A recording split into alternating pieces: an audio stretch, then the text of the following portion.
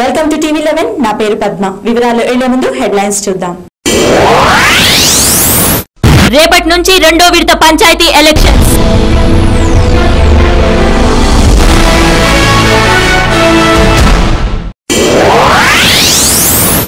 ఫీజుల నియంత్రణ చట్టం తీసుకురావాలంటూ ఏబీవీపీ విద్యార్థి సంఘం ధర్నా.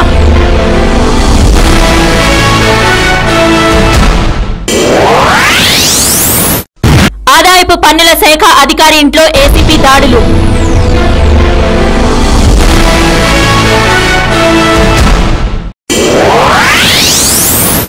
హబ్సిగూడలో వైఎస్ఆర్ కాంగ్రెస్ జెండా దిమ్మని కూల్చిన ఓయూజేఏసీ విద్యార్థులు.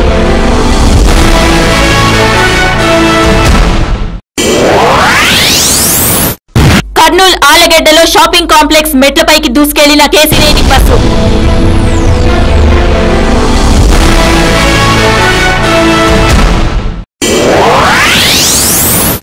News in details.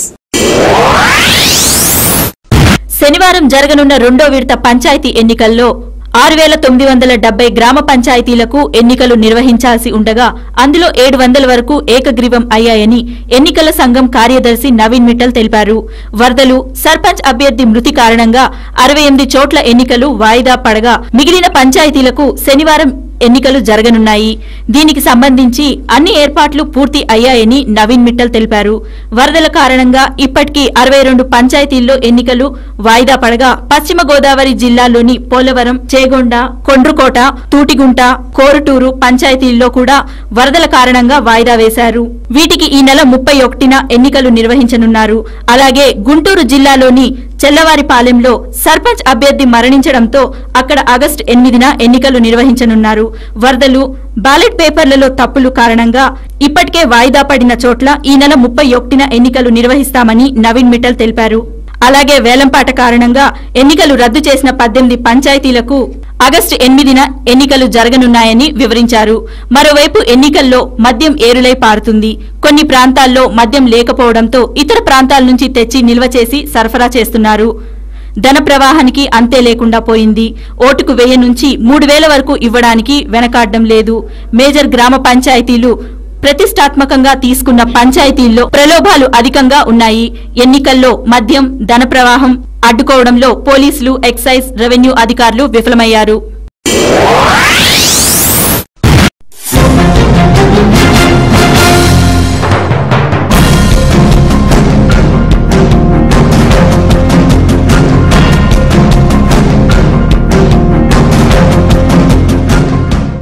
ఏబీవీపీ ఆధ్వర్యంలో ఇవాళ నిరసన దీక్షలు చేపట్టారు.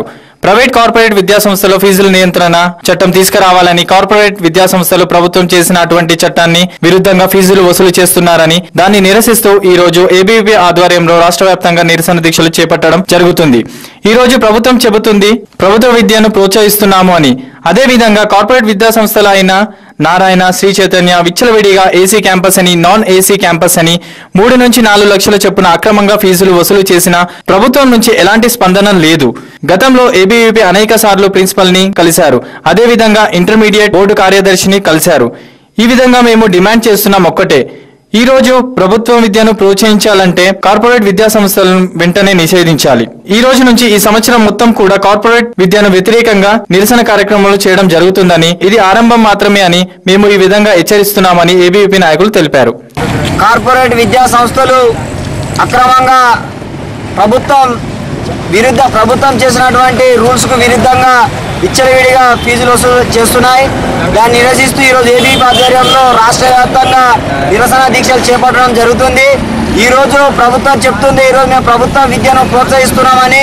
అదేవిధంగా అటు సైడు కార్పొరేట్ విద్యా సంస్థలు నారాయణ, శ్రీ చైతన్య, ఎన్ఆర్ఐ సంస్థలు ఈరోజు విచ్చలవిడిగా 1 లక్ష నుంచి 3 లక్షలు, 4 లక్షలు ఏసీ క్యాంపస్, నాన్ ఏసీ క్యాంపస్ల పేరుతో ఈరోజు అక్రమంగా ఫీజులు వసూలు చేసినా కూడా ప్రభుత్వం నుంచి ఎలాంటి స్పందన లేదు.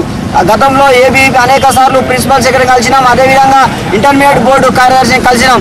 ఈరోజు ఫీజుల నియంత్రణ చట్టం తేవాలి. అదేవిధంగా అక్రమంగా వసూలు చేస్తున్నటువంటి కళాశాలను గుర్తించి ఈరోజు మెమోరాండం ఇచ్చినా కూడా ఎలాంటి చర్యలు తీసుకోలేదు. ఈరోజు మేము ఒకటే డిమాండ్ చేస్తున్నాం, ఈరోజు ప్రభుత్వ విద్యను ప్రోత్సహించాలంటే, ఈరోజు ప్రభుత్వ విద్య ఈ రాష్ట్రంలో ఉండాలంటే ఈరోజు కార్పొరేట్ విద్యా సంస్థలు వెంటనే నిషేధించాలి. అదేవిధంగా ఈరోజు విశాఖపట్నంలో విజయవాడలో వచ్చినటువంటి ర్యాంకు పేరుతో ఈరోజు రాష్ట్ర వ్యాప్తంగా బ్రాండ్ల పేరుతో ఈరోజు ఒకే ర్యాంకు పైన రాష్ట్ర వ్యాప్తంగా ప్రచారం చేస్తూ అనేకమైనటువంటి విద్యార్థులను ఈరోజు మోసం చేయడం జరుగుతుంది. ఈరోజు తల్లిదండ్రులు కూడా అర్థం చేసుకోవాల్సిన అవసరం ఉంది. ఈరోజు లక్షల్లో ఫీజులు వసూలు చేస్తున్నా కూడా ఈరోజు మీరు ఎలాంటి స్పందన లేకపోవడం చాలా బాధాకరం. ఏబీవీపీ ఈ రోజు నుంచి కూడా ఈ సంవత్సరం మొత్తం కూడా కార్పొరేట్ విద్యకు వ్యతిరేకంగా ఈరోజు నిరసన కార్యక్రమాలు చేయడం జరుగుతుంది. ఇది ఆరంభం మాత్రమని ఈరోజు కార్పొరేట్ విద్యా సంస్థలను హెచ్చరిస్తున్నాం.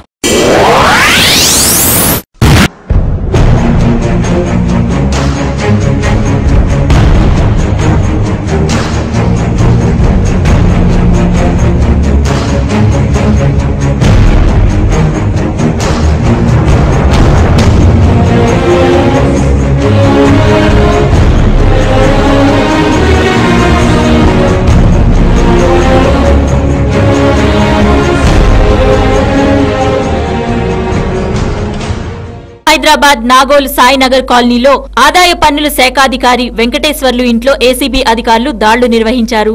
ఆదాయానికి మించి ఆస్తులు ఉన్నాయి అన్న సమాచారంతో ఏసీబీ అధికారులు దాడులు నిర్వహించారు. దాడులలో దాదాపు 5 కోట్ల అక్రమాస్తులు ఉన్నట్లు గుర్తించారు. వెంకటేశ్వర్లు బంధువుల ఇంట్లో కూడా సోదాలు జరుగుతాయని అధికారులు తెలిపారు.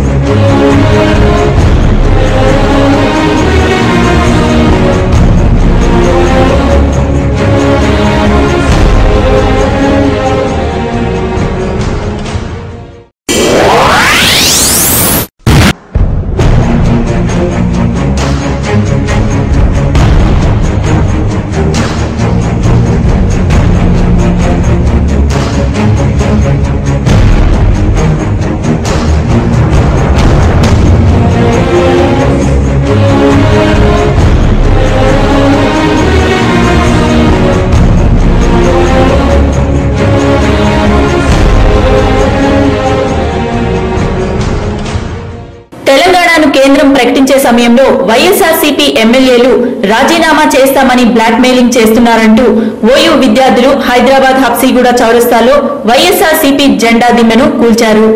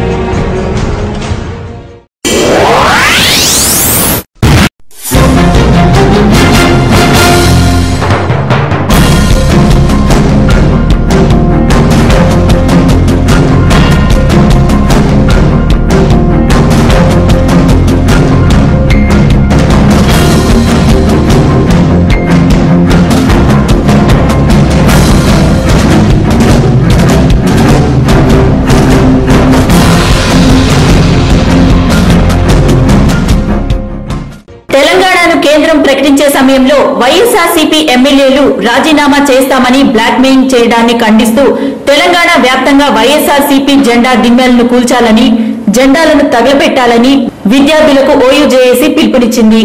కాంగ్రెస్ పార్టీ తెలంగాణను ప్రకటించగానే తెలంగాణకు వ్యతిరేకంగా వైఎస్ఆర్ జగన్ పార్టీ, వైఎస్ఆర్ జగన్ మొత్తం కూడా మరి పార్లమెంట్ లో ప్లకార్డులు బట్టి తెలంగాణ అడ్డుకున్నటువంటి వైఎస్ఆర్సీపీ మరొకసారి కాంగ్రెస్ పార్టీ తెలంగాణ ఇస్తామని ప్రకటించగానే ఈ రోజు సీమాంధ్ర ప్రాంతంలో 16 మంది వైఎస్ఆర్సీపీ ఎమ్మెల్యేలు ఇలా ముక్కుమడిగా రాజీనామా చేయడం అనేది ఇది జగన్ కుట్ర, వైఎస్ఆర్ కాంగ్రెస్ పార్టీ కుట్రగా, విజయ కుట్రంగా ఓఈజేఏసీ ఖండిస్తా ఉంది. మరి ఇటువంటి తెలంగాణ వ్యతిరేక వైఎస్ఆర్సీపీ కాంగ్రెస్ పార్టీ నాయకులారా తెలంగాణ ప్రాంతంలో మీరు ఎమ్మటి ఆ పార్టీకి రాజీనామా చేసి బయటికి రావాల్సిందిగా కోరుతా ఉన్నాం. అదేవిధంగా రేపు తెలంగాణ వ్యాప్తంగా పెద్ద ఎత్తున మన తెలంగాణ వ్యతిరేక వైఎస్ఆర్సీపీ కాంగ్రెస్ పార్టీ దిమ్మెలను కూడగొట్టాల్సిందిగా, అదేవిధంగా జెండాలను కాలబెట్టాల్సిందిగా ఓయూ చేసి తెలంగాణ విద్యార్థులకు ప్రజలకు విజ్ఞప్తి చేస్తా ఉంది. అదే విధంగా ఒకవైపు డీజీపీ గారు ఇవాళ తెలంగాణ వస్తే నక్సలిజం పెరగదని హోంమంత్రికి చెప్పిన మాటల్ని ఓయూజేఏసీ స్వాగతిస్తా ఉంది. ఒక డీజీపీకి ఉన్నటువంటి అవగాహన ఈ రాష్ట్రాన్ని పరిపాలించే కిరణ్ కుమార్ రెడ్డికి లేదని చెప్పేసి మేము అవహేళన చేస్తా ఉన్నాం. మరి ఓయూజేఏసీగా డీజీపీ వ్యాఖ్యల్ని స్వాగతిస్తూ సీఎం వ్యాఖ్యల్ని ఖండిస్తూ రేపు పెద్ద ఎత్తున వైఎస్ఆర్సీపీకి వ్యతిరేకంగా నిరసన చేయాల్సిందిగా విద్యార్థి లోకానికి ఓయూజేఏసీ విజ్ఞప్తి చేస్తా ఉన్నాం. జై తెలంగాణ. వైఎస్ఆర్ కాంగ్రెస్ పార్టీ వేస్తున్నటువంటి యొక్క నాటకాన్ని తెలంగాణ ప్రాంతంలో ఉన్నటువంటి విద్యార్థి యువకులు, మేధావులు, అదేవిధంగా ప్రజలు పెద్ద ఎత్తున రేపు మొత్తం కూడా వైఎస్ఆర్ కాంగ్రెస్ పార్టీ జెండాలను దిమ్మాలను కూల్చివేసి ఈ తెలంగాణ ప్రాంతంలో భూస్థాపితం చేయడానికి ఇవాళ కంకణం కట్టుకొని ముందుకు పోవాల్సిందిగా ఇలా ఓయూజేఏసీ పిలుపునిస్తా ఉంది.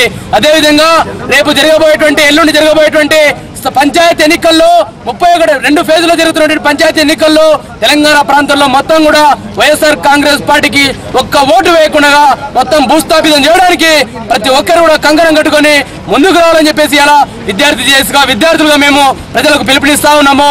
అదేవిధంగా జగన్మోహన్ రెడ్డి జైల్లో కూర్చొని నీ యొక్క దొంగ నాటకాలు ఆడుకుంటూ ఇవాళ ప్రజలను తప్పుదో పట్టిస్తూ నీ యొక్క నాటకాన్ని చెక్కుబెట్టాల్సిందిగా నీకు ఇలా హెచ్చరిక చేస్తా ఉన్నాము. నీ పార్టీని నీవు జైల్లో కూర్చొని చక్రం తిప్పుతా ఉన్నావు. నీ పార్టీ నాయకులకు చెప్పు.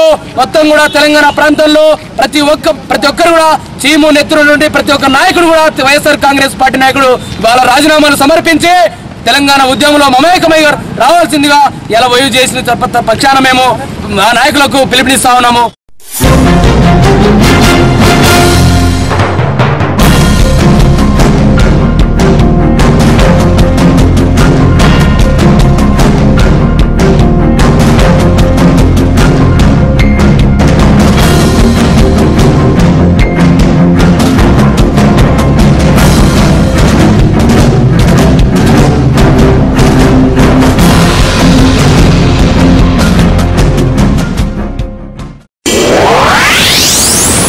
ఇప్పుడు చిన్న విరామం. చూస్తూనే ఉండండి టీవీ 11.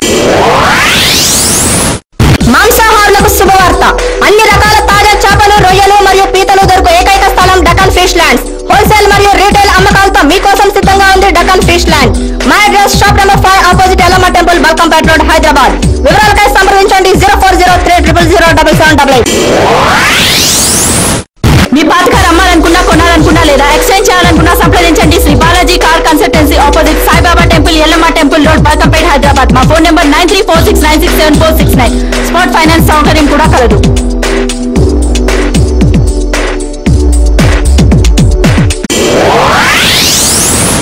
విరామానంతరం తిరిగి స్వాగతం.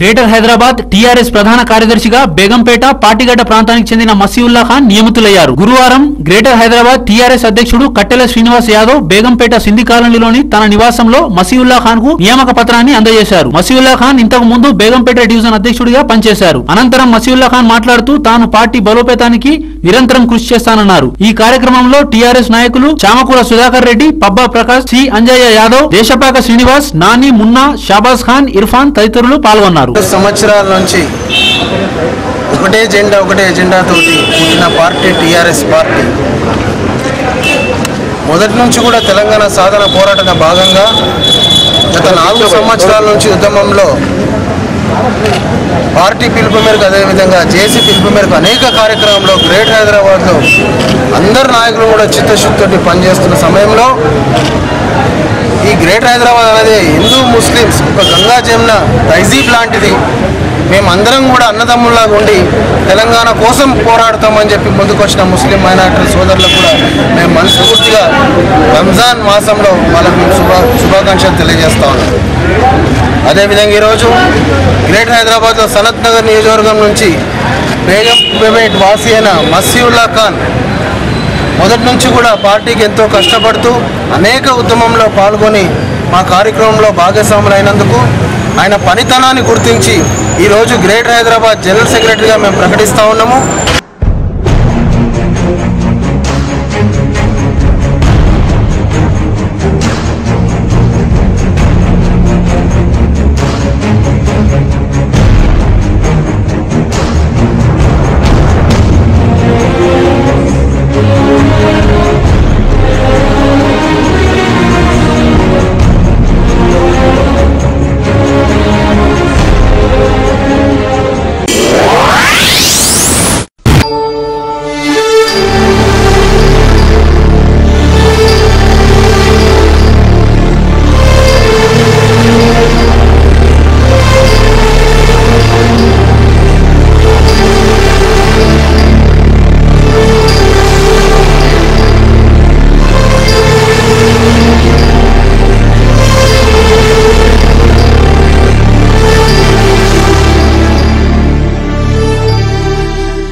గచ్చిబౌలి ఔటర్ రింగ్ రోడ్డుపై ఉర్దూ యూనివర్సిటీకి దగ్గరలో 32 ఏళ్ల వయసున్న ఓ వ్యక్తి రోడ్డు దాటుతుండగా గుర్తు తెలియని వాహనం ఢీకొట్టింది. తీవ్రంగా గాయపడ్డ ఆ గుర్తు తెలియని వ్యక్తిని గురువారం తెల్లవారుజామున 3 గంటలకు ఉస్మానియా ఆసుపత్రికి తరలించారు. అప్పటికే అతను మృతి చెందినట్లు వైద్యులు స్పష్టం చేశారు. మృతి చెందిన వ్యక్తి కూలీ అయి ఉండొచ్చని పోలీసులు భావిస్తున్నారు.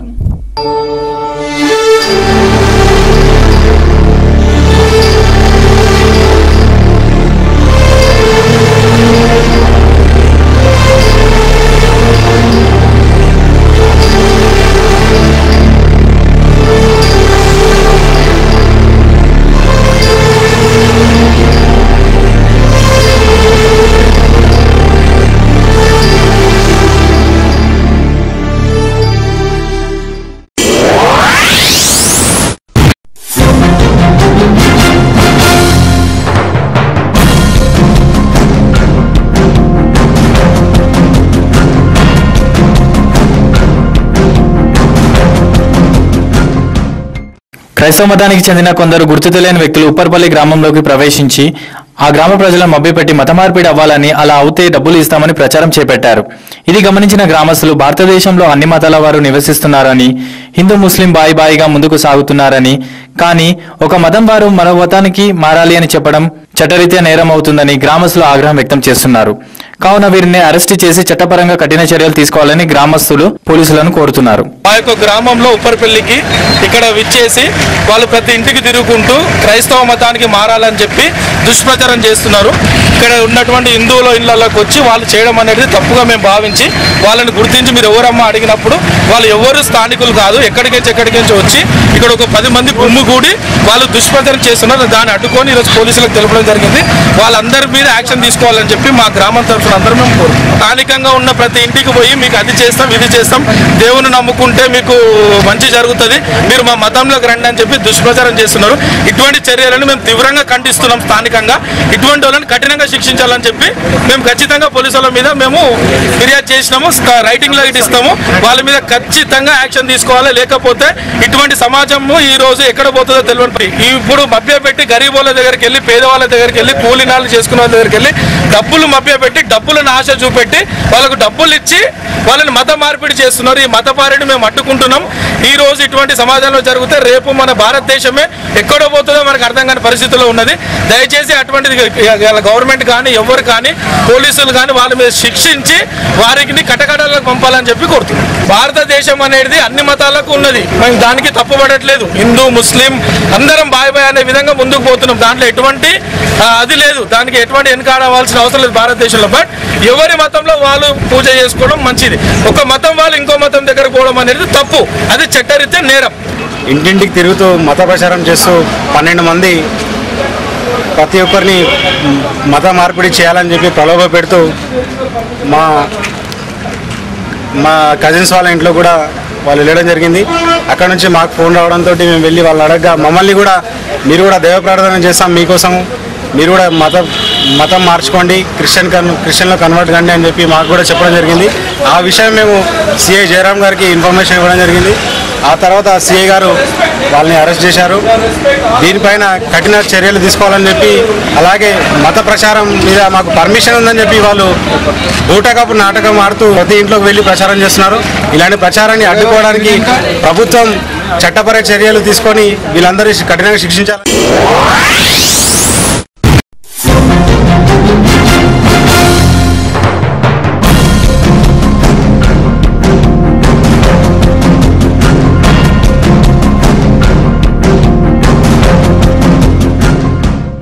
మోడల్ యునైటెడ్ నేషన్స్ అనేది అతిపెద్ద అంతర్జాతీయ సంస్థ యొక్క అకాడమిక్ అనుకరణ. విద్యార్థులకు ప్రజావార్తలపై, అంతర్జాతీయ సంబంధాలలోని అంశాలపై మరియు దౌత్య వ్యవహారాలపై విద్యావంతులను చేయటమే యునైటెడ్ నేషన్స్ యొక్క లక్ష్యం. ఓగ్రిడ్జ్ ఇంతకుముందు large scale high school MUS సమావేశాన్ని విజయవంతంగా నిర్వహించింది. ఇదే విధంగా ఆగస్టు 3న మరియు 4న ఇంతకుముందు ఎవ్వరూ నిర్వహించని విధంగా గ్రేడ్ 6 మరియు గ్రేడ్ 8 విద్యార్థుల కొరకు జూనియర్ MUS ను నిర్వహించనుంది. ఈ సందర్భంగా Oakridge Gachibowli campus principal captain Rohit Sen Bajaj మాట్లాడుతూ, విద్యార్థి ప్రతినిధులు అంతర్జాతీయ వ్యవహారాలపై గల పాత్రలను మరియు యునైటెడ్ నేషన్స్ యొక్క సంస్థలలో ఏజెన్సీలో గల అంబాసిడర్ల పాత్రలను తీసుకొని కొన్ని తీవ్రమైన అంతర్జాతీయ అంశాలకు పరిష్కారాలను సూచిస్తారు. యునైటెడ్ నేషన్స్ పర్యావరణ కార్యక్రమం, భూతాపం పోరాటం, యునైటెడ్ నేషన్స్ మానవ హక్కుల మండలి, లింగ వివక్షత, United Nations Education Society and Cultural Organization, సార్వత్రిక ప్రాథమిక విద్యా సాధన, ఎకనామిక్ అండ్ సోషల్ కౌన్సిల్ మరియు ఆకలి నిర్మూలన, ప్రపంచ ఆరోగ్య సంస్థ, నీటి శుభ్రత అండ్ పారిశుద్ధ్యం మరియు United nations general assembly child labour మొదలైన వాటిపై చర్చిస్తారని తెలిపారు. Everybody is a leader. Leaders are not just born, but we also upgrade the skills, and so we sharpen those skills for leadership, and this is one of the way, and it fulfills the Oak Ridge vision of holistic development. And I'm glad we have an opportunity to implement the vision. We have a Oakman which is coming up in the month of October. నేను class 11 నుంచి చదువుకుంటున్నా. ఇది junior ఓక్మన్కి నేను ఒక assistant director the economic and social council committee కోసం. ఓవరాల్గా 6 కమిటీలు ఉన్నాయి. ఇది economic and social council, UNEP, WHO, GA, UNESCO and HRC, human rights council. మా డైరెక్టర్, నేను అసిస్టెంట్ డైరెక్టర్ అయితే director of the committee of ECOSOC Aliza Noor Khan, and మా overall chief is Santosh Vallabhaneni. Model united నేషన్స్లో ఇష్యూస్ మేమేం మాట్లాడుతున్నాం అంటే మా ECOSOCలో పావర్టీ అండ్ హంగర్ గురించి మాట్లాడుతున్నాం.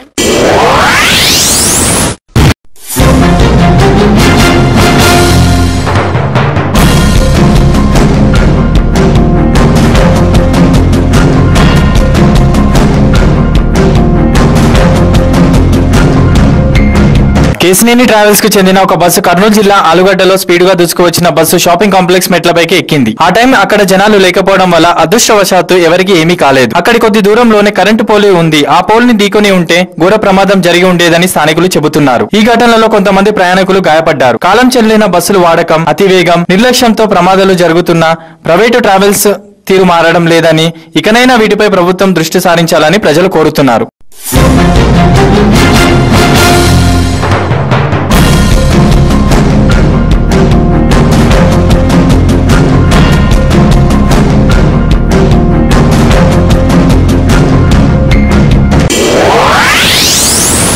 ఇప్పుడు చిన్న విరామం, చూస్తూనే ఉండండి TV 11. Mohan's Motors since 1987. To buy, sell, exchange, park and sell, visit Mohan's Motors. Insurance and finance available. We have 3 branches at Amirpet, Secunderabad and Madhapur. Contact 9848772222. For details log on www.mohansmotors.com.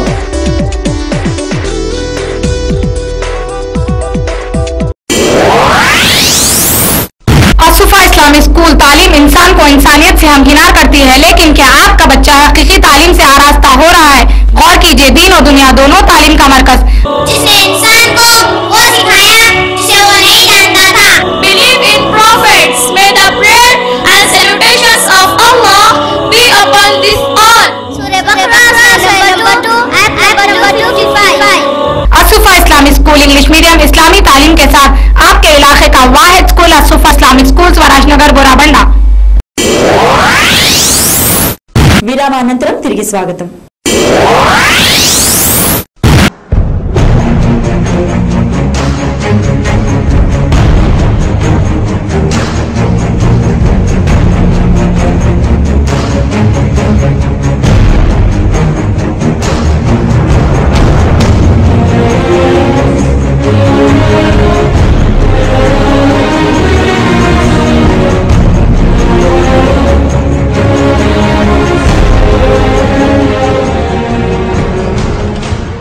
Hayath Nagar Bhagiratha కాలనీలో ఓ ఇంట్లో గత కొంతకాలంగా పెద్దాపురానికి చెందిన 4 మహిళలు వ్యభిచారం నిర్వహిస్తున్నారని స్థానికులు పోలీసులకు తెలపడంతో ఆ ఇంటిపై దాడి చేసి 6గురిని అరెస్టు చేసి స్థానిక పోలీస్ స్టేషన్ తరలించారు. ఇంటిని అద్దెకు ఇచ్చిన యజమానిపై కేసు నమోదు చేసి ఇంటికి సంబంధించిన పత్రాలను ఇంటిని స్వాధీనం చేసుకున్నారు. పోలీస్ స్టేషన్ పరిధిలో ఉన్నటువంటి భాగీరథలో రాత్రి ఒక బ్రోతల్ హౌస్ రైడ్ చేయడం జరిగింది. అందులో ఈ ఎవరైతే ఆర్గనైజర్ ఉన్నారో బుర్ర వాళ్ళని అని చెప్పేసి, తర్వాత ఆవిడతో పాటు ఇంకా 3 విక్టిమ్స్ గర్ల్స్ ఉన్నారు. తర్వాత ఒక ఇద్దరేమో ఈ బిడ్డలు ఉన్నారు. వాళ్ళందరినీ కూడా అరెస్ట్ చేసి తీసుకొని వచ్చాము. తర్వాత ఈ 3 విక్టిమ్ని ఈ రిస్క్ హోమ్ పంపిస్తున్నాం. ఇప్పుడు ఈ ఆర్గనైజర్ని తర్వాత 2 బిడ్డల్ని కోర్టుకి రిమైండ్ చేస్తున్నాం. ఇప్పుడు ఏదైతే ఈ రెంట్ తీసుకొని ఇల్లు నడుపుతున్నారో ఆ ఇంటిని కూడా స్వాధీనపరుచుకున్నాము. దాన్ని కోర్టుకి హ్యాండ్ ఓవర్ పరిచిస్తున్నాము. దానివల్ల దీనికి ఏంటంటే ఇంటి యజమానులు ప్రతి ఒక్కరు కూడా ఇల్లు కిరాయికి ఇచ్చే ముందు వారి యొక్క బ్యాక్గ్రౌండ్ తెలుసుకొని ఇస్తే బాగుంటుంది. లేకపోతే ఇదే విధంగా స్వాధీనం చేసుకొని ప్రాపర్టీని కోర్టులో హాజరుపరచాల్సి ఉంటుంది. తర్వాత వాళ్ళు కోర్టు ద్వారా అదంతా రిలీజ్ చేసుకోవాల్సి ఉంటుంది.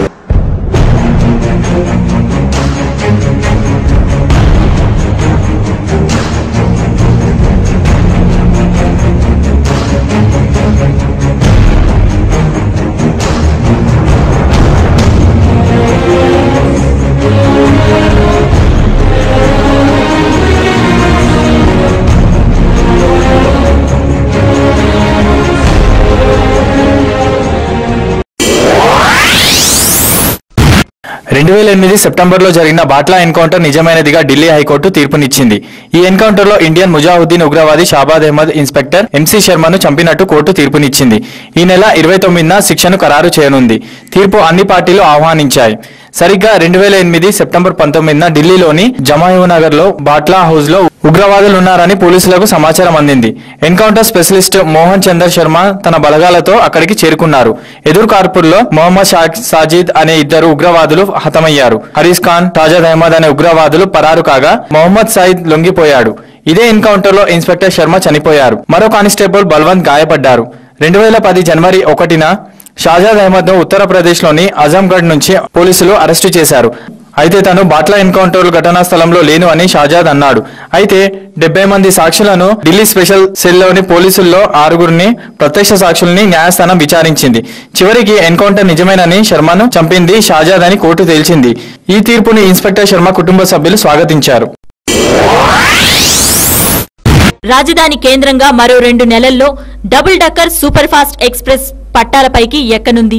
సికింద్రాబాద్ నుంచి కర్నూలు మీదుగా తిరుపతి వరకు డబుల్ డక్కర్ ను నడిపేందుకు దక్షిణ మధ్య రైల్వే తాజాగా సన్నాహాలు చేపట్టింది. ఈ ఆర్థిక సంవత్సరం బడ్జెట్ లో డబుల్ డక్కర్ ప్రతిపాదనలు లేకపోయినప్పటికీ రైల్వే సహాయ మంత్రి కోట్ల సూర్యప్రకాష్ రెడ్డి సిఫార్సు మేరకు రైల్వే బోర్డు సానుకూలతను వ్యక్తం చేసింది. రైల్వే అధికారుల ప్రయత్నాలు సాఫీగా సాగితే సెప్టెంబర్ నాటికి కొత్త రైలు పట్టాలపైకి ఎక్కనుంది. దీంతో దక్షిణ మధ్య రైల్వేలోనే ఇది మొట్టమొదటి డబుల్ డక్కర్ రైలుగా నమోదు కానుంది. జంట నగరాల నుంచి ప్రయాణికుల రద్దీ అధికంగా ఉండే సికింద్రాబాద్ బెంగళూరు, హైదరాబాద్ చెన్నై, సికింద్రాబాద్ విశాఖ, సికింద్రాబాద్ తిరుపతి వంటి రూట్లలో డబుల్ డక్కర్ రైళ్లను ప్రవేశపెట్టాలనే ప్రతిపాదనలు చాలా కాలంగా కాగితాలకే పరిమితమయ్యాయి.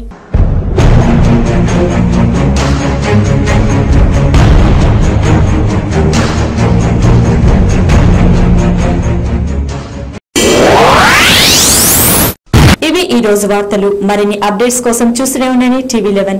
ప్రపంచంలోని ఏ మూల నుండైనా లాగిన్ అవ్వండి www.tv11live.com మరియు యూట్యూబ్ లో TV11 Hyderabad news. This is Padma signing up.